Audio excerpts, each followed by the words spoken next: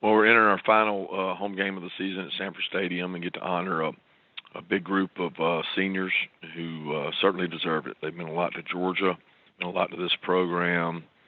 They've been through COVID. They've been through ups and downs, and some of them been here quite a while, and some of them 4 years, and we certainly appreciate them as we get ready to play Charleston Southern at home. We'll begin with Chip Towers at the AJC. Yeah, Coach. Were you able to get a handle on kind of the number of seniors that you'll have out there on Saturday? And do you know yet, will Stetson Bennett be among them? Yeah, we're going to have somewhere between 28 and 30, I think it is. It's got narrowed down to about that point in terms of guys deciding if they're going to walk or not. But yes, Stetson will be one of them. And again, like I told y'all on Monday, there's I think of 28 to 30, there's probably 16 or 17, over half, that will have remaining eligibility and are considering that eligibility, which this wouldn't be the first year of doing it had we not had the cancellation last year, because last year we had it all set up for Devontae, Schaefer. A lot of those guys were walking last year, and of course they came back and played, and they've been a major part of our success, those guys that came back. So some of these guys are not going to be necessarily super seniors. They just got eligibility left. Just looking at the defensive stats, it looks like Alabama and you guys are the top two defenses in the league and currently having the most success in the league. The top offenses are not quite at your, as a team, are not quite at your level. How do you think that reflects on what it still kind of takes to win in this conference, and and what a dominant defense can do for you?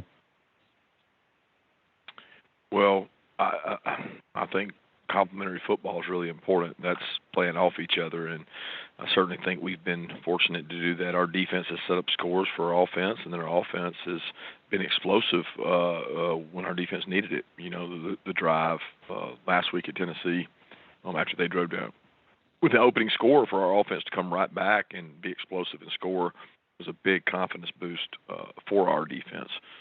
So I think complementary football is, really important. I don't think you can lean one way or the other. You got to be, good at all three phases. Stetson Bennett got announced as a finalist for the Burlsworth Trophy. That's always a big deal here in Arkansas. Just wondering your thoughts on that. We're all super proud for Stetson. What a great honor. I don't know that people give that award the proper recognition. Probably one of the just coolest, greatest awards to me, because it means I went here to school without a scholarship. I went to do something special, and walk-ons are special because they do it for free. And most of them, by the time they get to that award, their own scholarship, they've proved everybody wrong. And it's a special award to me because the backstory for me is I was with the Colts in 1999 preseason, and Burlsworth was there. He was a drafted player there, and we both were at the Colts at the same time.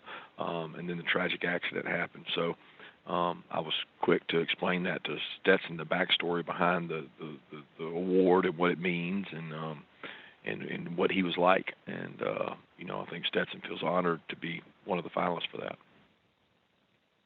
So I never knew. So you were at I guess those mini camps with Brandon. Yeah, that's exactly right. We were at the same time and came in the same day and started meeting and prepping, and then the tragic accident happened. Kirby, you were talking yesterday about the value, I guess, of that Tennessee game with your secondary and how you viewed that.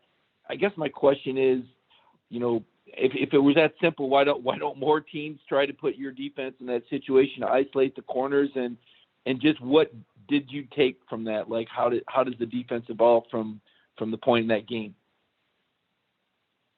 Well, I don't know why teams do what they do, but they also had 6 sacks, turnovers. Their quarterback got hit a lot, so that may have something to do with it. I don't know. They have to make decisions on how they want to attack it too. They did score 17 points, and that's more than we've given up. So, there's some positive in there, and there's some negative in there as well. But what was the second part? Well, you were mentioning how the value of that. You were talking about how you didn't look at it as a negative or as a bump in the road, I think was the word that was used, that you actually were proud of the way those guys played. What do you take from that game as far as teaching points, confidence moving forward? Experience. I mean, we played more man-to-man in that game than we had because you have to. I mean, it's really complicated, Mike. I could spend 30 minutes watching tape with you, but you can't. There's certain ways you have to play Tennessee's offense, and it forced us to play man-to-man more, and that gave our guys some confidence. Getting beat in man doesn't necessarily steal your confidence because there might have been 20 other snaps that you played properly. One time you get beat, sometimes it can be an explosive, and a couple of those were explosives. We got to do a better job of no yards after contact, no missed tackles, and playing the deep ball in the deep part of the field. But it also makes tough for them to get first downs if they don't get completions, and we were able to get some 3 and outs because of the way we played. Hey, Kirby, I'm working on a piece about Mel Tucker Jr.'s turnaround at Michigan State this season. I was just curious if you have an example of a time when he solved a problem for your team or helped the defense achieve something it previously couldn't, or just kind of led some other breakthrough for your program. Yeah, Mel was tremendous for our program. He was tremendous for me. Probably the bigger asset for me personally as a young first-time head coach than maybe he even was. I don't know. He was a great asset to the players, to the guys he played for. He's a really good teacher. He, probably not as emotional as I was early on, and it helped keep things at a level head. He's got so much experience. So the fact he was part of our staff was a tremendous asset for me, for the players. I know if you asked Eric Stokes, he meant so much in Eric Stokes' life because he helped recruit him. He helped teach him a position and develop him. Now, Stokes didn't finish under him, but he grew up under Mel's tutelage, and it meant a lot to Stokes in his development. But there's countless times that he helped with kids on the team, personality-wise. He can handle any kid, and so many kids just respect Mel's maturity. Appreciate the time today, Coach. Hope you're doing well. I was hoping you could speak on your offensive line's development and really just how you think they're blocking. Are they stepping off with the right foot? Just from pass blocking to rush blocking. How do you evaluate your O-line, Coach? Well, I think it's a production business. I mean, so that's one of the first things you evaluate is production. But production is sometimes tied to, competition level. Who are you playing against? What are their strengths? Are they a pass rush team? Are they a run stop team? And what are we trying to do? But our guys have played really hard. We've gotten, I guess, a little bit of continuity up until last week, and then the flu bug hit Warren Erickson, and Jamari's been a little banged up. So I don't know that anybody in the country. I mean, every team we play, when we go through their starting lineup, they have multiple offensive line starting lineups because it's an injury-prone position. You're in the midst of a lot of ankles, knees, contact is on every play. So very few people survive the SEC gauntlet without losing a no-lineman for 1 or 2 games.